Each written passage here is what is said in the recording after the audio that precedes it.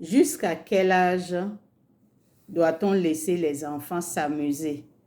M'a demandé une maman. Parce que dans une vidéo, j'ai dit que le jeu était une chose primordiale pour l'enfant. Il n'y a pas un âge où on peut dire à l'enfant, tu as atteint tel âge, tu ne dois plus jouer. Non. L'enfance n'est pas quelque chose qu'on peut arrêter. On décide, l'enfance est finie. On sort progressivement de l'enfance.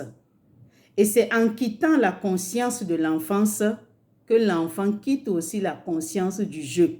Vous voyez, l'enfant quitte aussi la conscience du jeu. Donc, c'est une chose qui se fait progressivement et qui se fait naturellement. Mais le jeu, comme tout le reste chez l'enfant, qu'on est en train d'éduquer, doit être cadré. Doit être cadré. Ce n'est pas parce que le jeu est nécessaire pour l'enfant qu'à longueur de journée, l'enfant qui n'a pas cours doit s'amuser. La nourriture aussi est nécessaire pour l'enfant. Mais ce n'est pas pour autant qu'à longueur de journée, l'enfant va manger. L'enfant mange à des heures précises. Le jeu, c'est la même chose.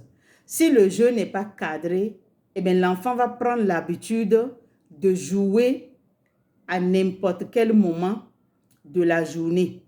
Et donc, au lieu que le jeu aide l'enfant à se construire une personnalité, eh bien, cela va causer un déséquilibre chez l'enfant. C'est comme un enfant qui, à chaque fois qu'il demande la nourriture, on lui donne, va prendre l'habitude de manger n'importe comment et à n'importe quel moment et prendre du poids et devenir obèse.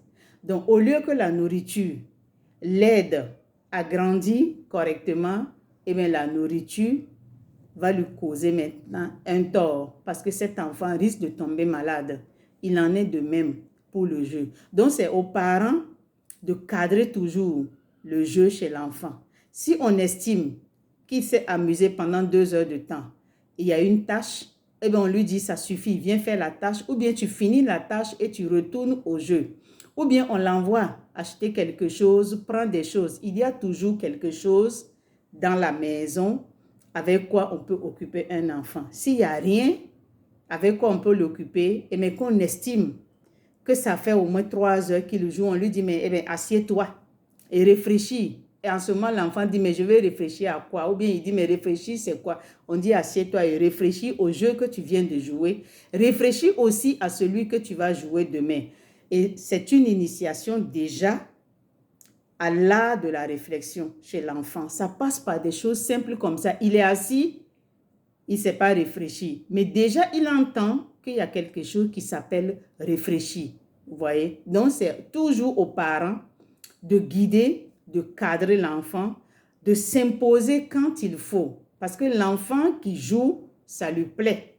Eh bien, s'il a l'occasion, mais il va faire ça toute la journée, mais ce n'est pas ce qu'il doit faire. Vous voyez, non? C'est parce que s'il le fait, au lieu que le jeu l'aide à se construire une personnalité équilibrée, eh bien, c'est le jeu qui va déséquilibrer sa personnalité intérieure. Voilà.